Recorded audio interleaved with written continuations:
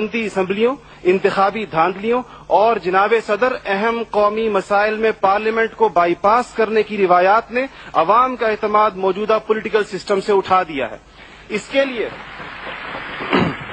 ہمیں اپنے اس پڑوسی ملک سے سبق سیکھنا چاہیے جہاں سے مشاہد صاحب تشریف لائے ہیں اور آپ عنقریب جانے والے ہیں۔ ان کی اور ہماری تاریخ آزادی ایک ہی ہے۔ ہمیں اور ان کو ایک جتنا وقت ملا ہے، مگر انہوں نے اپنے ہاں جمہوری اقدار کو اتنا مضبوط کر دیا ہے کہ حکومت کتنی ناکام ثابت کیوں نہ ہو جائے، کوئی بھی افتاد ٹوٹ پڑے، یہ نہیں ہو سکتا کہ فوج بیرکوں سے نکلے اقتدار میں آ کر بیٹھ جائے۔ اسی طرح جناب صدر میں یہ سمجھتا ہوں کہ آج اس ہال میں لگی ہوئی قائد کی تصویر آپ سے پوچھ رہی ہے، آگے آپ کھڑے ہوئے ہیں کہ جنرل تم تو سرحدوں کے رکھوالے ہو، تم کو ایوان اقتدار کی راہ کس نے دکھائی ہے؟ اور جناب والی، جناب اعلی، ہمارا تیسرا سب سے بڑا مسئلہ ایلیٹ کلاس اکانومی ہے۔ آپ کے اعداد و شمار کے جادوگر کہہ رہے ہیں کہ معیشت ترقی کر رہی ہے، زر مبادلہ کے ذخائر بڑھ رہے ہیں، قرضے کم ہو گئے ہیں، کشکول ٹوٹ گئی ہے۔ آپ بار بار کہتے ہیں پہلے ہم مانگنے جاتے تھے، اب ہم دینے جاتے ہیں، اور عوام حیران ہے کہ خدایا کیا ماجرا ہے۔ معیشت ترقی کر رہی ہے، غریب کا چولہا بجھ رہا ہے، زر مبادلہ کے ذخائر بڑھ رہے ہیں، پٹرول کی قیمتیں آسمان سے باتیں کر رہی ہیں، روپے کی قیمت ڈی ویلیو ہوتے ہوتے کہاں آ کھڑی ہوئی ہے۔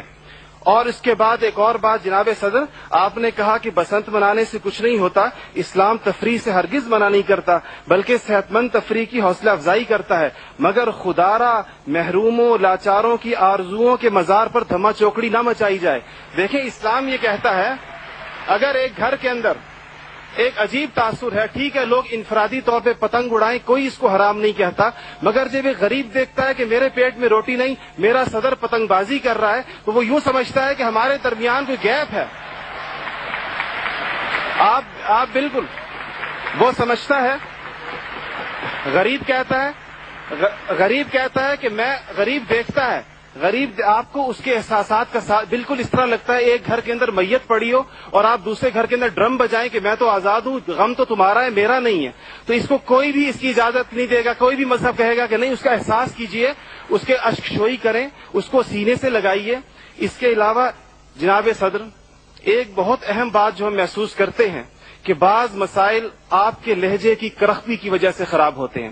آپ بلوچستان کے عوام سے کہتے ہیں تمہیں ہم وہاں سے ہٹ کریں گے، تمہیں پتہ ہی نہیں چلے گا ہم نے تمہیں کہاں سے ہٹ کیا ہے۔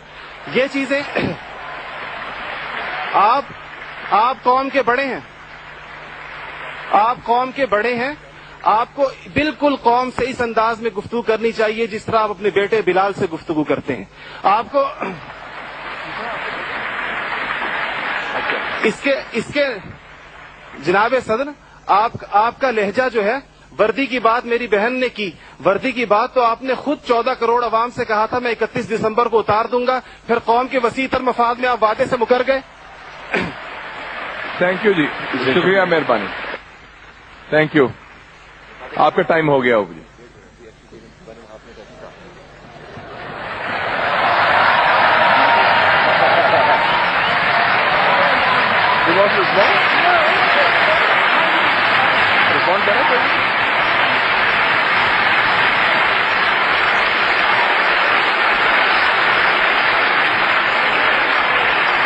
Okay.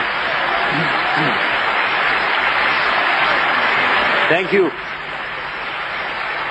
Thank you very much.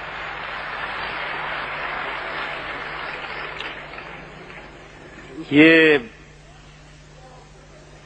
ان مہمان کی کیا کہا؟